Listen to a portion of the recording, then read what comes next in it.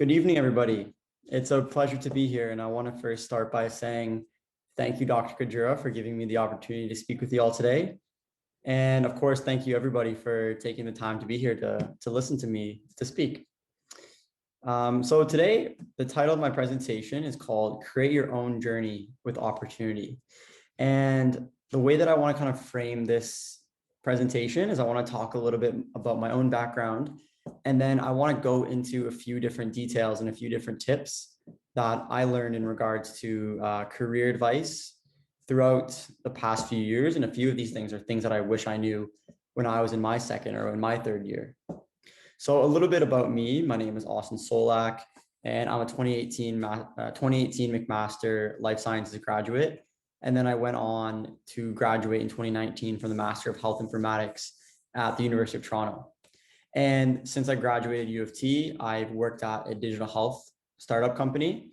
And as of yesterday, I started working for the Public Health Agency of Canada's vaccine rollout task force team. And I'll get a little bit more into that in a little bit. So yeah, as I mentioned, today I want to speak to you guys a little bit about my own background. And then I want to go into some high level and actionable pieces of advice regarding different career tips and different career strategies that you can really start applying today, apply tomorrow. And then I want to talk a little bit also about some of the learnings that you can really draw from the Impact project into your life, and then also into future career endeavors as well. So yeah, I'll start by just going over at a high level a little bit about my undergrad and what led me to pursue a master's at U of T in health informatics. So as I understand it, a lot of you guys are in your second or third year of undergrad, and I'm sure a lot's on your mind. What do I do kind of in the next few years? Do I go into medicine? Do I go into research, industry? What kind of are the next steps for me? And that's exactly how I felt as well in my undergrad, wanting to initially really pursue a career in medicine. And at the same time, thinking about what are the different kind of options out there and what are the different avenues out there. So yeah, that's a little bit about my undergrad at a very high level. And then what got me into health informatics, and what is health informatics? So I didn't learn about this field until I was in my third year of my undergrad. Well, a little bit after my third year, I was working in an optometry clinic one summer. And there was one evening when we were trying to refer a patient for emergency referral to see a specialist. And as you may or may not know, the healthcare system primarily uses fax machines to fax very important referrals. And I remember first when I started that, this was such a huge surprise to me. So yeah, there was a time when we were trying to fax an emergency referral and it just wouldn't go through. And I was thinking at the time that there needs to be a better solution to this. It's 2019 or 2018. There's got to be some technology we can use. And that's kind of how I learned about the field of health informatics and digital health. And kind of part of my interest, I reached out to a lot of different people on LinkedIn from the McMaster eHealth program, U of T's Master of Health Informatics program, and then set up a lot of different kind of conversations with them, just to try to learn more about themselves, their journey, and what they see kind of as the next steps in their career. So yeah, what is health informatics? What is digital health? So as you guys may or may not know, it's been said that healthcare is actually 10 years behind other industries when it comes to different technology innovation and technology practice. So there's a ton of room for different growth and different opportunities regarding digital health technologies in healthcare. And I would say at a very high level that I would personally define health informatics as the interplay between people, process, and technology. And if you really think about it, if you're wearing an Apple Watch or you're wearing a Fitbit, that is basically health informatics. It's thinking about how you use that data in a meaningful way. And there's a lot of different projects going on where they're trying to integrate this Apple Watch and Fitbit data with the different electronic systems that the hospitals are using, that your family doc is using, to really try to make a more meaningful use out of this data, because there's so much information that exists out there, but it's about using this really in a meaningful way and seeing how this integrates with each other. And a few examples that I can give you, a few concrete project examples. So when I was working at Virto Health, there's two pretty cool projects that I can share with you. So the one was a virtual emergency department with Unity Health Toronto. So basically, I helped to support this project implementation. And what we did was essentially enable Unity Health Toronto to support virtual emergency departments for a large group of different patient populations. So that was something really cool and really innovative, really for the province itself. And then in regards to the COVID-19 vaccine booking system across Ontario, we were actually in about 40% of the clinics, and for enabling online booking and patient throughput throughout that entire kind of end-to-end journey.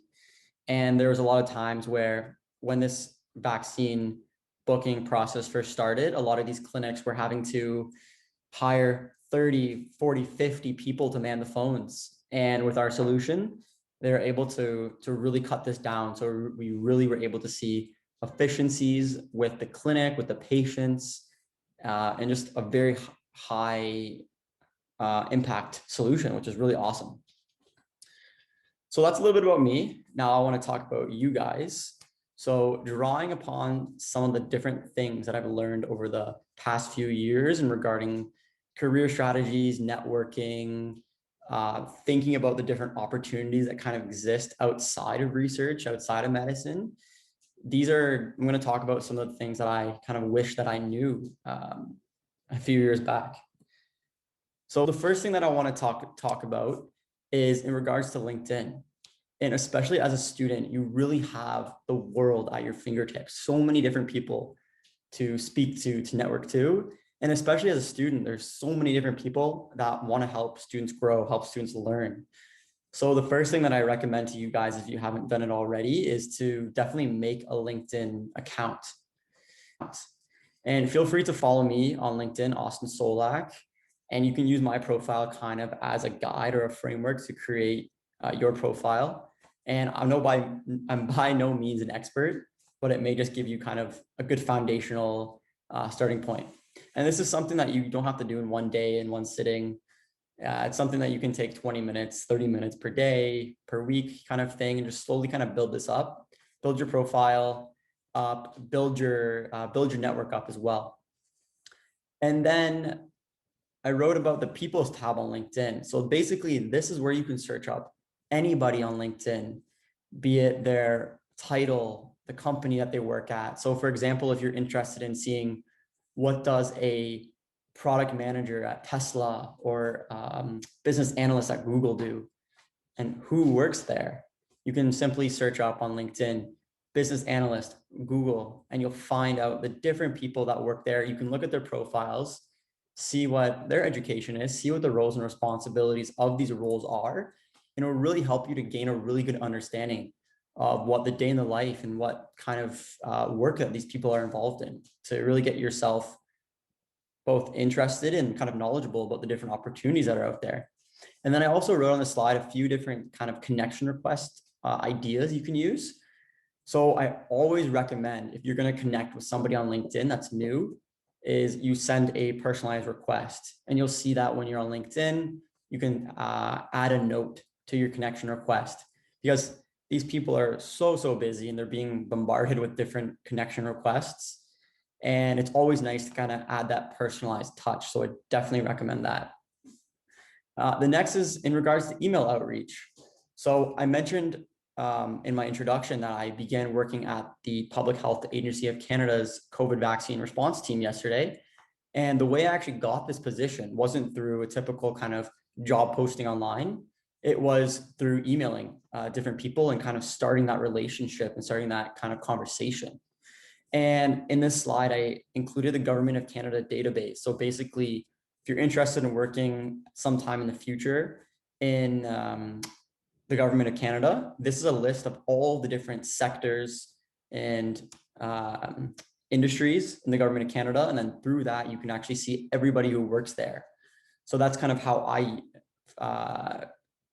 that's how I started my kind of journey there.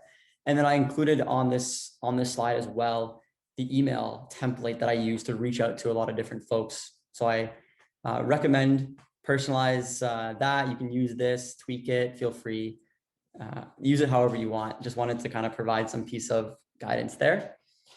Yeah, so the next is in regards to networking and coffee chats. So you built your LinkedIn profile, you sent out a few different emails, you sent out some connection requests, you found some pretty cool people that you want to speak to. And they've said, yeah, I'm down to have a conversation with you. So now what are the next steps? Once you get that meeting booked, that conversation booked, kind of how do you frame that discussion? So this is a super good kind of framework that I found from Jerry Lee of One Salting. And he breaks this down into a few different kind of blocks that you can use. So for example, the first 5 minutes is an introduction. How's your day going? What are you looking forward to, etc. And then afterwards, you can kind of get into the stories about each other. So learn about them. And that's a good opportunity for you to also speak about your own interests and your own knowledge and kind of how that fits in with that person. Go into a little bit of the role, the responsibilities. And then afterwards, that last 5 minutes, it's the ask and the thank you. So I really recommend that you come in this with a very open mind and think about this as building a relationship, not just getting a job, because you want to learn about that other person genuinely and then help them to learn about you as well. So at the end, instead of asking to give them a referral, ask, how can you get an interview? Is there anybody else that would be good for me to speak to? And if they say no, then that's that. But if they do give somebody that might be good to speak to, then you've created another bridge. You built another bridge.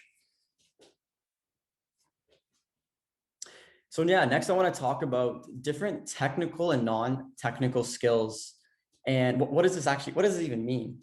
And this is really something that I learned coming into the Master of Health Informatics program and being exposed to the private tech sector. So I really recommend that you grow your knowledge in some different fields and different kind of areas outside of your own university learnings.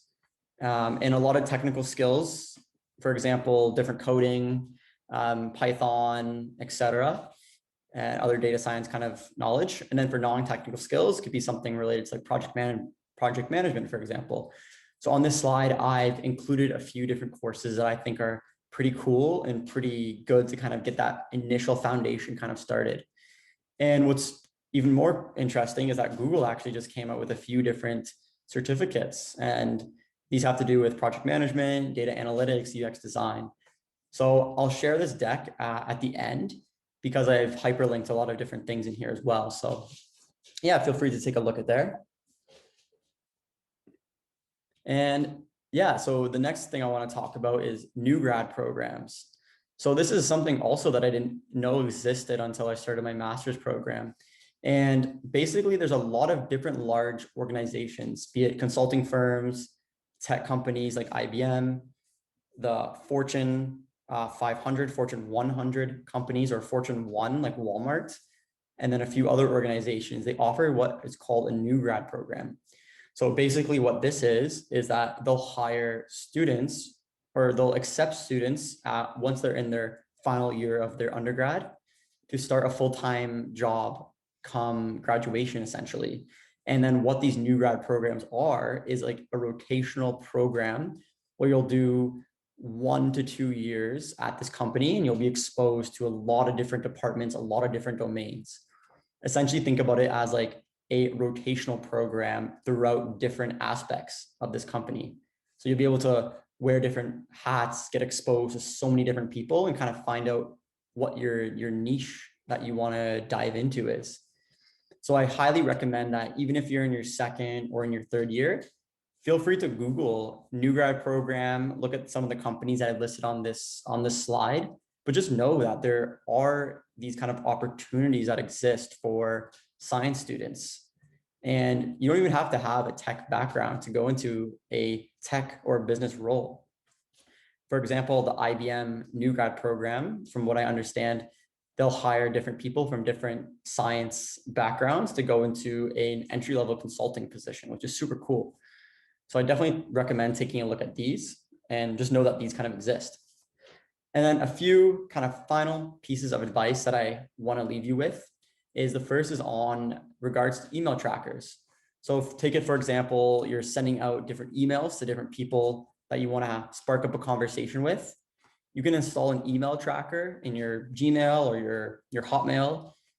For example, I think HubSpot is one company that does that. And then if people are opening, but they're not responding, then it's a good subject line, but bad content. And if people are opening, if people aren't opening, then it's a bad subject line. And the next I want to talk about, provide value in every conversation. And this really rings true to me. And I have a pretty good story that I can kind of tell here. So a few months, maybe 4 months back, there was somebody who reached out to me on LinkedIn that was asking about health informatics, kind of the business development and sales kind of role that I was previously working in. And then I helped them and gave them some guidance on a few different tips, a few different knowledge and learnings that I had, and then try to help guide them kind of on the next path that they were taking. And then I was lucky enough that when it came the time for me to think about what's kind of my next opportunity, I was able to reach out to them, and they were also able to help me with a lot of different resources and also provide me with different guidance too. So I think it's really good to build up that relationship, build up that network, and really always focusing on providing value to the other person. And even if that's at the end of a conversation, saying, feel free to reach out to me at any time in the future if you have any questions or there's anything that I can help you with, because you never know. And that comes back to that develop the relationships piece. And then the last thing I want to say is, don't be afraid to go outside of your comfort zone. And there's so many people that I know that did traditional kind of undergrads like life sciences or neuroscience, and that they've gone on to start up their own companies. They've created podcasts, they're writing some super cool content. So if you have a passion or a hobby for something, don't be afraid to explore that. There's so much opportunity that's out there. And the next, briefly, I just want to talk about what are some of the transferable skills from the Impact project that I've been able to both use myself and I think you guys can use also in the future. So the first is in regards to consulting. And if you think about it from the Impact project's kind of point of view, us as science students, we're really working with these engineering students and providing them with guidance and providing them with knowledge on the different biological systems that we really know about in order for them to create the best devices that they really can. And that rings true in the field of consulting. So you can really speak to that if you want to pursue consulting. And the next is stakeholder engagement. So thinking about all of the different people that we're engaging with in the Impact project, thinking about the clients that we're serving, figuring out what their needs are and bringing that back to the team. So this is a really good skill to have. And the next, of course, is interdisciplinary collaboration, thinking about all the different people that we're working alongside, medical students, engineering students, and just being able to speak to that in a future opportunity that you've worked with so many different kind of groups of people for a really high impact project. And then finally, I want to leave you with a few quotes, if the slide will load. Perfect. So the first is, risk something or forever sit in your dreams. So I found this quote only a few weeks back, but I think this really rings true that if you have something that you really want in life, don't be afraid to work hard to get it and risk what it takes to really achieve those dreams. And the next one, which I kind of the message that I wanted to bring across today, was that opportunities don't happen, you create them. So if there's also something in life that you're really interested in, there's an opportunity that you want to get involved in, don't wait for that to come to you. The world is truly at your fingertips, and feel free, reach out to those people, start up a conversation. Somebody just might say yes. And if somebody says no to you, that's also okay, because I've read a good quote also from One Salting, where it's, rejection is redirection. So just take that as a really good learning opportunity for kind of what your next steps are. And that concludes my presentation. So feel free to connect with me on Instagram, LinkedIn, shoot me off an email. And yeah, I just want to say thank you for taking the time to listen, and feel free to ask me any questions. Thank you.